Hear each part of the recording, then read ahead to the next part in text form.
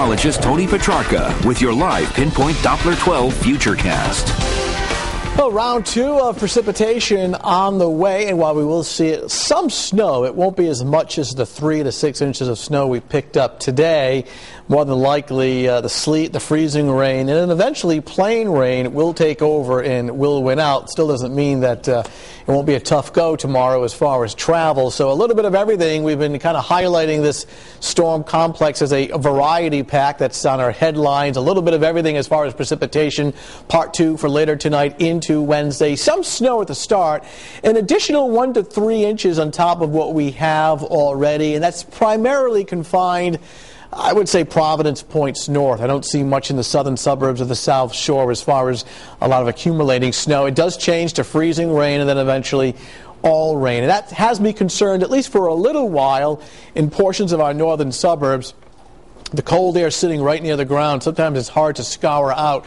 So for several hours, we'll have some rain falling into the air that's still below freezing. So there may be a little bit of glazing of tree limbs and power lines in the asphalt, your car windshield.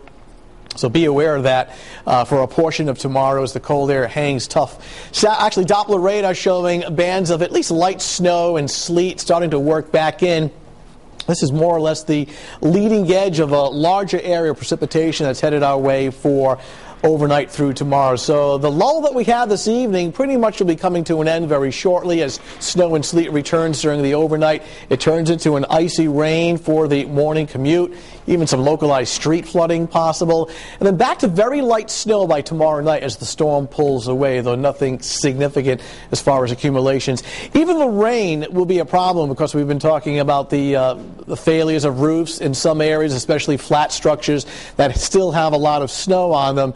Even just a plain rain situation still adds weight because you tend to what we call water load the roof. In other words, as the rain comes down, it doesn't run off the roof and down the gutters. It gets absorbed into the snowpack, and the roof becomes even heavier with that snow load. So, again, something that we'll keep an eye on next 24 hours. Somewhere down there is Providence, our camera lens iced over with some of the freezing drizzle that we had this evening. 21 degrees, well below freezing on a north breeze at 12. And while I do think we'll get above freezing tomorrow afternoon, it'll be a slow process, and why for a while we'll get into some ice and freezing rain. The freezing line is right in here, so everything to the right of that is near or above freezing. Everything behind that is still colder. So this milder air will eventually get transported up to the north and west throughout the day tomorrow. By late morning, it's in this position, so the milder air off the ocean changing everything to rain. But to the north and west, the cold air is still kind of stubborn,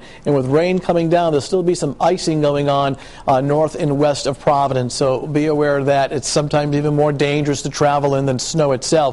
You can see the leading edge of round number 2 just outside of New York City, all advancing into southern New England. As far as accumulating snow with this second storm system, most of it is going to be up from the Mass Pike up into northern New England. So most of it central and northern New England. I really don't see as much here in southern New England. Again, an additional 1 to 3 from roughly Providence points north and then changing over. Futurecast starts at 10 o'clock this evening and beyond, showing the light snow, actually light to moderate snow, working in for a while. The blue is snow. The pink is the freezing rain and sleet. Here we are, 7 o'clock in the morning. You can see that sleet and ice in pink. Plain rain in green. Now watch how this plain rain starts to advance to the north very, very slowly, but still hanging on to ice in our northwestern suburbs. Then by tomorrow evening, it'll transition back to some light snow as the whole system winds down. So here's how it breaks down. Wet snow and sleet during the overnight. Snow and sleet changing to freezing rain and rain for the morning commute, a tough morning commute. And then during the afternoon, plain rain. These storm drains are clogged, so any heavy rain will create some nuisance street flooding and slush. Be aware of that. Rain tomorrow afternoon, easing up after 2 o'clock, and then ending in some light snow tomorrow night, and then finally back to some sunshine Thursday and Friday. Another storm over the weekend. On Saturday, it'll be a combination of snow and rain. Again, it doesn't look like an all-snow situation there Saturday with a temperature at 37 degrees. Best chance for frozen precipitation tomorrow morning, and some steady rain and even some street flooding. So not as much snow as the first round, but still no picnic driving, so be careful. Just yucky.